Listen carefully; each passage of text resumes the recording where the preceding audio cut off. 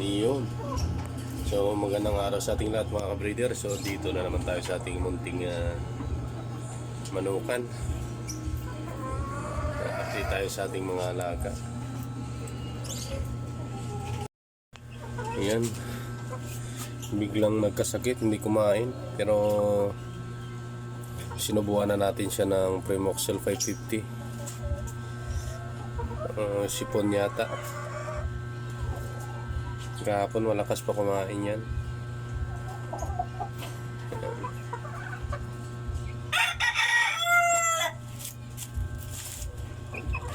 Sisiyo natin.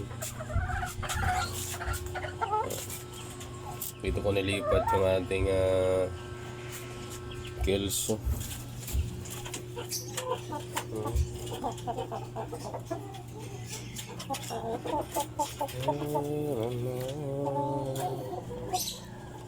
Sila.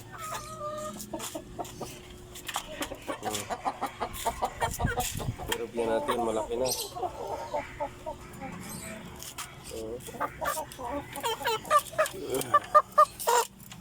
Ang ganda ng kulay, yung parang parang hiraw siguro to paglaki.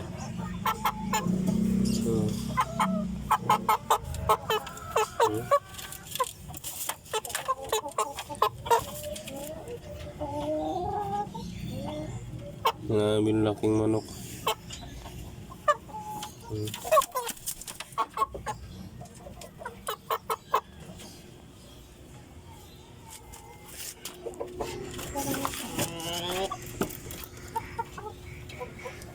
Native natin.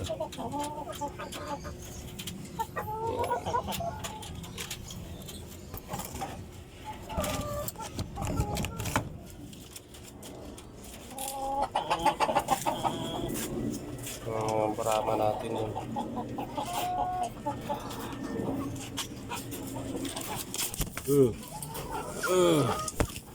Malok na agad.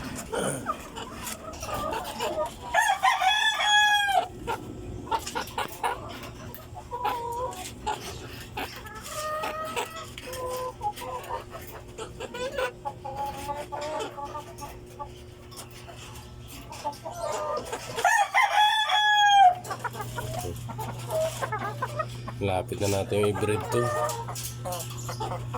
Ayan.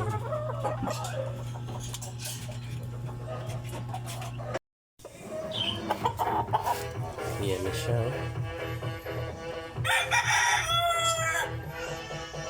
Katatapos lang maglugom. Pwede na.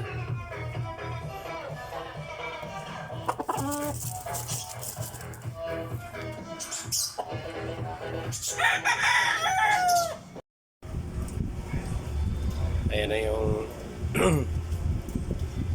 pallets natin na may sakit. So, medyo okay na yung pakiramdam niya. Ayan.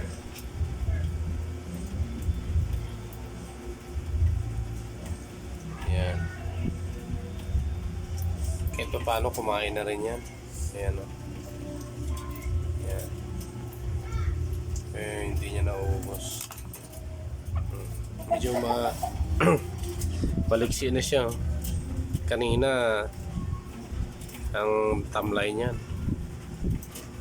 Kumakain niya kanina nung hindi ko na bibidyoan nahiya siguro. Nakailaw kasi yung ilaw natin sa camera. Yan, nahiya siguro, mahihain tumana sa amo. Ayun. So yan lang guys. Yan lang mga ka-breeder. So binalikan lang natin yung yung pallets natin na may sakit. Binisita ko lang dito sa taas. So maraming salamat.